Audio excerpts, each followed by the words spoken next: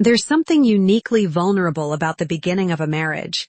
You're building a new life together, creating a home, establishing routines. Your guard is down.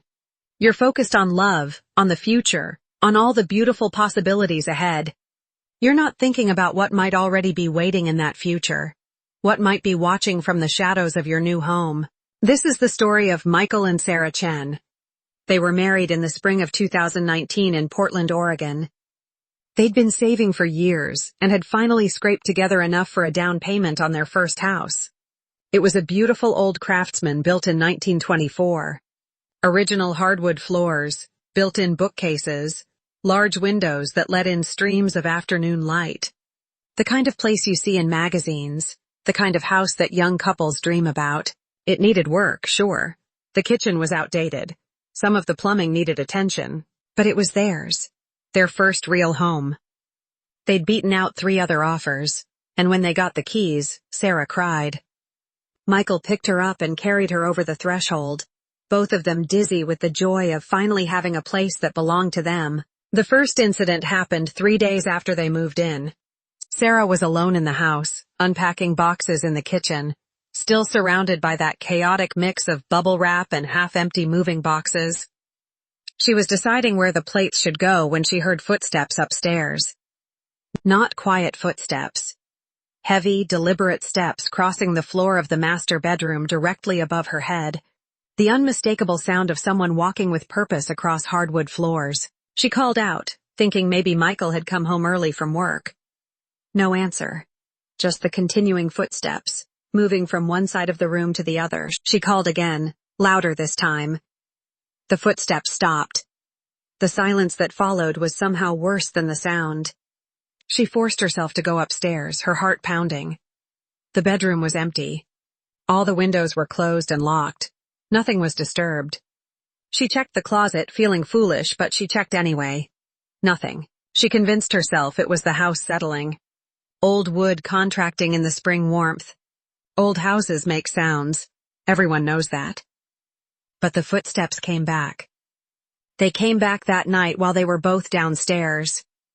They came back 2 days later while Sarah was in the shower, so clear and loud that she turned off the water to listen, standing there dripping, her skin breaking out in goosebumps. Always the same pattern.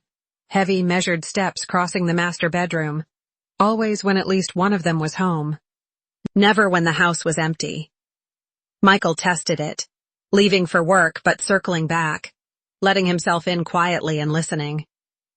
Nothing. But the moment Sarah came home that evening, the footsteps began again. It was as if whatever was making those sounds wanted to be heard, needed to be heard. By the end of the first month, they'd stopped talking about it.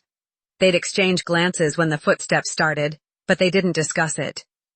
To discuss it would be to admit that something was fundamentally wrong with their dream home, the place they'd stretched their finances to breaking point to afford.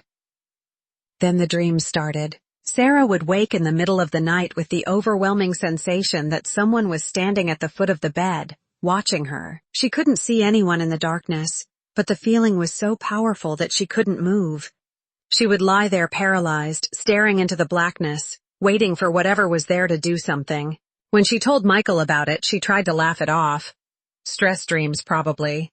New house anxiety. He nodded, held her, told her everything was fine. But he didn't tell her that he'd been having the same dreams, that he'd been waking up at 3:17 in the morning, the exact same time every night, with that same crushing sense of being observed. He thought if he said nothing, the dreams would stop. He was wrong. By their 3rd month in the house, neither of them was sleeping well. They were exhausted, irritable, snapping at each other over small things. Dishes left in the sink, forgetting to pick up milk. The kinds of fights that aren't really about dishes or milk at all. And the activity in the house was escalating. It was Sarah who first saw the figure. She'd gotten up in the middle of the night for water, moving through the dark house without turning on lights. Walking down the hallway, she saw it. Standing in the doorway of their office, silhouetted against the faint orange glow of the streetlight, was the shape of a man. Tall, thin, perfectly still. She stopped. Her breath caught. For a moment she thought it was Michael. But then she heard Michael behind her, his voice thick with sleep, asking if she was okay. She turned to look at him for just a second, just long enough to confirm that yes, that was Michael behind her, which meant the figure in the doorway was something else. And when she looked back, the doorway was empty. 3 nights later, Michael saw it too. He was working late, trying to catch up on a project. He glanced up at the darkened window in front of his desk, and there, reflected in the glass, was the figure of a man standing directly behind his chair. Michael spun around. The office was empty. Neither of them told the other. They were both protecting each other from the same horrifying truth, both convinced they were sparing their partner from fear, but the silence between them grew heavier. If you're enjoying this story and want to hear more accounts of the unexplained, make sure to subscribe to Whispers Beyond. We share new stories of the supernatural every week, and your support helps us continue to bring you these deeply unsettling true accounts. The breaking point came in early October. They were having dinner, one of the first real meals they'd cooked in their new kitchen. Sarah had made lasagna. They'd opened a bottle of wine. They were trying to feel normal, to reclaim some of the joy they'd felt when they'd first gotten the keys. And then the footsteps started above them. They both went still. Then they heard something new. A dragging sound. Something heavy being pulled across the floor. Then, with a crash that shook the light fixture above their table, something heavy hit the floor. They both ran upstairs. The bedroom was exactly as they'd left it. Nothing was overturned. Nothing was out of place. But the room felt different. The air was cold, cold enough that they could see their breath, and it had a smell. Metallic and stale, like old coins and dust. That night, they finally talked. They sat on the couch, and they told each other everything. The dreams, the figure, the feeling of being watched. And they made a decision. They would find out the history of the house. Michael spent the next day searching county records and newspaper archives. That's when he found it. A small article from August 1967, buried in the local news section. A 42-year-old man named Robert Kellerman had been found deceased in the house, in the master bedroom. Self-inflicted gunshot wound. He'd recently gone through a difficult divorce and had been living alone for 6 months. The article mentioned no follow-up stories. Just that single announcement of a tragic and lonely death. They didn't sleep that night. They lay in bed, in the room where Robert Kellerman had taken his own life, aware of every sound, and at 3:17 in the morning, they both felt it. The temperature dropped. They could see their breath in clouds. And at the foot of the bed, they saw him. The figure was clearer now, more solid than before. A man, tall and thin, wearing dark slacks and a white shirt, standing perfectly still, watching them. Neither of them moved. They held each other, frozen, and they looked at him. And he looked back. For what felt like an eternity, they stared at each other. And then the figure turned and walked out of the room. They heard the footsteps cross the hallway and descend the stairs, each step creaking on the old wood, then fade into silence. In the morning, they reached out for help. Sarah found a local paranormal investigation group. 3 investigators arrived on a Friday evening with cameras, audio recorders, and electromagnetic field detectors. They set up equipment throughout the house and waited. Hours passed. Nothing happened. But then at 3:17 in the morning, all the equipment went off at once. And on the audio recorder, they captured something that made everyone go silent. It was a voice. A man's voice. Barely audible but undeniably there. It said one word. Leave. Not aggressive, just quiet, sad, desperate. The lead investigator, Claire, told them that Robert Kellerman might be trapped in the moment of his death, reliving it over and over, unable to move on. Their presence, their happiness might be a painful reminder of everything he'd lost. Before she left, Claire told Sarah that some spirits don't know how to let go. They're not trying to hurt anyone. They're just lost, stuck, and incredibly, unbearably lonely. If you're finding these accounts as chilling as we do, please subscribe to Whispers Beyond. We're building a community of people who want to explore the darker corners of the unexplained, and we'd love to have you with us. Michael and Sarah talked for days about selling the house. They'd lose money.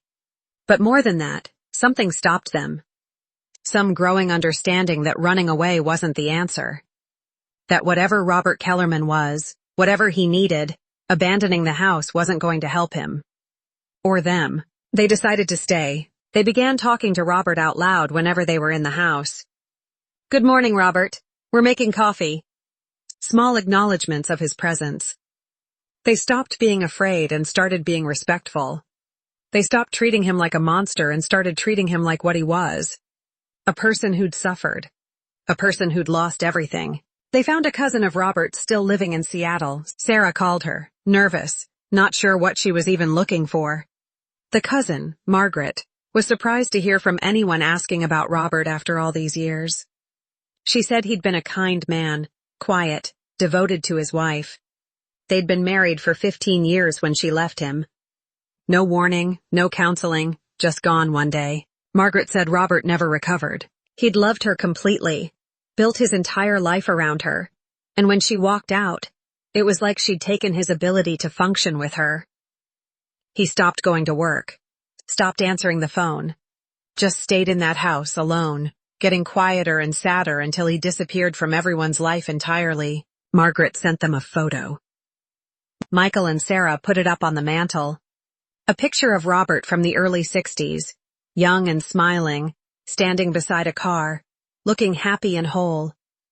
A way of honoring the man he'd been before his life fell apart, before loneliness consumed him, before that house became his tomb. The activity didn't stop. They still heard the footsteps. They still occasionally saw the figure. But something about it changed. It felt less threatening, more like a presence that was simply there, coexisting with them. It's been 5 years now. Michael and Sarah are still in the house. They've renovated the kitchen, refinished those original hardwood floors, painted every room in colors that make the space feel warm and alive. They have a 2-year-old daughter named Emma who sometimes waves at empty corners and talks to someone she calls the tall man. She's not afraid. She tells them the tall man is sad but nice, that he likes it when she sings her nursery rhymes. Sarah asked Emma once what the tall man looks like. Emma said he's tall and thin and wears old-timey clothes, and he watches them a lot, but not in a scary way. In a lonely way, like he wants to be part of the family but doesn't know how. They don't know if Robert is still there or if he's finally found peace. But they know the house is different now. It feels lived in, loved. Maybe that's all it needed. Maybe that's all Robert needed. To know that the place where he ended his life could still be a home. The story of Michael and Sarah Chen is about fear, yes, but it's also about choice. About deciding that compassion can be stronger than fear. That sometimes the ghosts that haunt us are not monsters, but lost souls who just need to be acknowledged. To be remembered. Michael and Sarah's story doesn't have a clean ending. There's no exorcism, no final goodbye.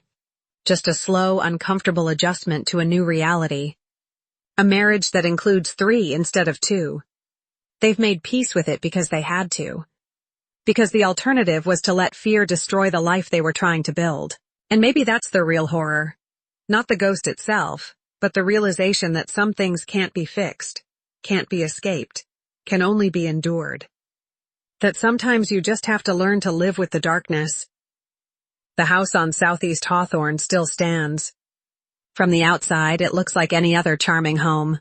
You would never know that a man named Robert Kellerman ended his life there over 50 years ago and never truly left. You would never know that the family who lives there now has learned to say good morning to a ghost. But they know. And on some nights, when the air grows cold and the footsteps start above their heads, they're reminded that some presences are permanent, that some hauntings don't end. They just become part of the story of the house, part of the foundation, part of the family. And that, perhaps, is the most unsettling truth of all. That home isn't always a place of perfect safety. Sometimes, home is where you learn to make peace with the impossible. Where you learn that love means making room for things you can't explain. That family can include the living and the dead. That tragedy doesn't always have to be the final word. The footsteps still echo through that house on Southeast Hawthorne. And somewhere in those walls, Robert Kellerman still walks, still watches, still waits. And every morning, When Michael and Sarah come downstairs, they say good morning to the empty room. And sometimes, just sometimes, they swear they hear a whisper in return.